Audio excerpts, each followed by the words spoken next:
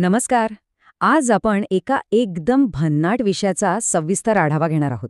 Stand-up कॉमेडीचे बरेच प्रकार आपण आतापर्यंत पाहिले असतील, पण प्रणीत मोरे यांचा पैसे वसूल हा क्राऊड-वर्क फॉर्मॅट काहीतरी वेगळाच आहे. इथे लोक फक्त हसायला येत नाहीत, तर स्वतःच्या आयुष्यातले अतरंगी आणि अगदी खासगी किस्से सांगून चक्क रोख रक्कम जिंकून जातात. चला तर मग हा सगळा प्रकार नेमका कसा चालतो आणि त्यात काय काय मज्जा येते ते समजून घेऊया. आजच्या या प्रवासात आपण काय काय पाहणार आहोत, तर सर्वात आधी प्रणीतचे हे पैसे वसूल क्राऊडवर्क, त्यानंतर प्रेमातील ब्रेकअपचे काही भन्नाट किस्से, एका मित्रावर झालेला भयानक कॅटफिश प्रँक आणि शेवटी एक खास पाहुणा अभिनेता कपिल. चला सुरू करूया. पहिला भाग, प्रणीतचे पैसे वसूल क्राऊडवर्क म्हणजेच कॉमेडियन विरुद्ध प्रेक्षक. आता कृषा नावाची एक प्रेक्षक अगदी मोकळेपणाने प्रणीतला सांगते की तुम्ही माझ्यासाठी मेसेंजर ऑफ गॉड आहात, फक्त तुमच्यामुळे माझे फॉलोअर्स वाढले. म्हणजे विचार करा, काही लोक कॉमेडी शोमध्ये फक्त स्वतःची इंस्टाग्रामची प्रसिद्धी वाढवण्यासाठी येतात. कृषा स्वतःला आर्टिस्ट मॅनेजर म्हणवून घेते, पण प्रणीतने तिच्या व्हिक्टोरिया सिक्रेटच्या परफ्यूमवरून आणि फॉलोअर्सवरून तिची अशी काही फिरवली की संपूर्ण सभागृहात नुसता हशा पिकला. एकदम कडक रोस्ट. आणि यातूनच आपल्याला दोन प्रकारचे प्रेक्षक पाहायला मिळतात. एकीकडे कृषासारखे लोक आहेत जे मजेसाठी पुढे येतात आणि त्यांच्या वाट्याला येते ती फुकटची खिल्ली म्हणजे खतरनाक रोस्टिंग. पण दुसरीकडे असे लोक आहेत जे स्वतःच्या आयुष्यातले असे काही वेडेपणाचे किस्से सांगतात की विचारू नका. आणि या खऱ्याखुऱ्या अतरंगी कथांसाठी प्रणीत स्वतःच्या खिशातून त्यांना रोख रक्कम बक्षीस म्हणून देतो. हाच तो खऱ्या अर्थाने पैसे वसूल अनुभव. आता वळूया दुसऱ्या भागाकडे, प्रेमातील ब्रेकअपचे भन्नाट किस्से. प्रेमात दुखावलेले गेलेले आपले तरुण मित्र. आता एका वेगळ्याच आकड्याचा विचार करा. 257. नाही हा पैसांचा आकडा नाहीये, तर हा चक्क वजनाचा म्हणजे किलोचा आकडा आहे. आदित्य नावाचा एक एशियन गोल्ड मेडलिस्ट पॉवरलिफ्टर प्रेक्षकांमध्ये बसलेला असतो आणि तो चक्क 257 किलोचे स्क्वॉट्स मारतो. हा एवढा धिप्पाड आणि ताकदवान माणूस जेव्हा आपल्या ब्रेकअपची दुःखद कथा सांगायला लागतो ना, तेव्हा तो विरोधाभास खरंच बघण्यासारखा असतो. आदित्याने त्याचा ब्रेकअप कसा हाताळला हे ऐकून आपण थक्क व्हाल. गर्लफ्रेंड फसवतीये हे कळल्यावर त्याने थेट तिच्या वडिलांशी संपर्क साधला. तिथेच तो थांबला नाही, तर आपली मावशी पोलिसात असल्याची खोटी धमकीही दिली. आणि कहर म्हणजे त्याने त्या मुलीच्या वडिलांकडून चक्क एका करारावर स्वाक्षरी घेतली की ती मुलगी यापुढे त्याला किंवा त्याच्या मित्रांना कधीही संपर्क करणार नाही. म्हणजे ब्रेकअप हाताळण्यासाठी चक्क कायदेशीर करार.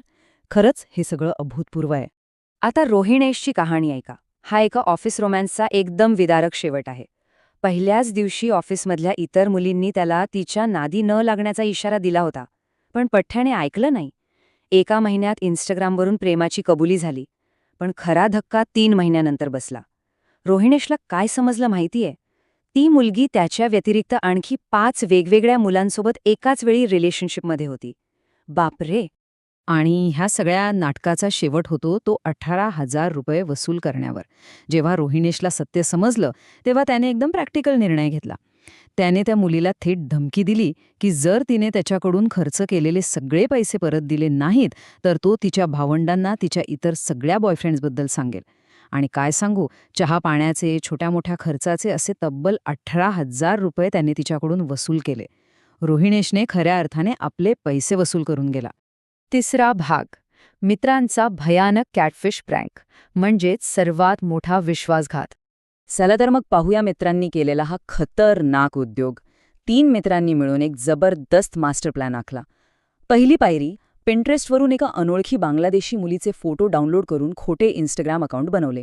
दुसरी पायरी म्हणजे ह्याच अकाउंटवरून त्यांनी त्यांच्या चौथ्या मित्राला कॅटफिश करायला सुरुवात केली. ते स्वतःच मुलगी बनून त्याच्याशी फ्लर्ट करायचे, त्याला विचित्र चॅलेंजेस द्यायचे. 7 दिवस हे नाटक चाललं आणि अंतिम पायरी होती त्या मित्राला भेटण्याच्या बहाण्याने थेट मुंबई सेंट्रलच्या मॅकडॉनल्ड्समध्ये बोलावणे. आता हा 160 रुपयांचा किस्सा आहे का. तो बिचारा मित्र मोठ्या आशेने त्या मुलीला भेटायला मॅकडॉनल्ड्समध्ये पोहोचला, तर समोर त्याला हे तिघे मित्र दिसले. सत्य समजल्यावर तो असा काही संतापला की त्यांना मारायलाच धावला. या तिघांनी चक्क त्या रेस्टॉरंटमध्ये त्याच्याकडे भीक मागितली, कशीबशी माफी मागितली. पण खरी गंमत पुढेच आहे. एवढं सगळं रामायण झाल्यावरही या महाभागांनी त्याच खोट्या अकाउंटवरून त्याला मेसेज करून 160 रुपयांचा एक शॉर्मा खाण्यासाठी पैसे पाठवायला लावले. आणि त्या मित्राने दिले सुद्धा. या त्यांच्या धाडसाला प्रणीतनेही सलाम करत त्यांना बक्षीस दिलं. आणि आता शेवटचा चौथा भाग, या शोमधला एक खास पाहुणा, रंगभूमीचा कलाकार आणि गायक, अभिनेता कपिल. ठरले फॉरेव्हर हे एका नवीन आणि अतिशय भन्नाट मराठी म्युझिकल नाटकाचे नाव आहे. प्रणीतने स्वतः या नाटकाचे खूप कौतुक केलंय. पारंपरिक मराठी नाटकांची चौकट मोडून LED स्क्रीन्स आणि म्युझिकल फॉर्मॅटचा एकदम भारी वापर या नाटकात करण्यात आलाय. कपिलने यात नुसता अभिनयच नाही केला, तर गाणीही गायली आहेत.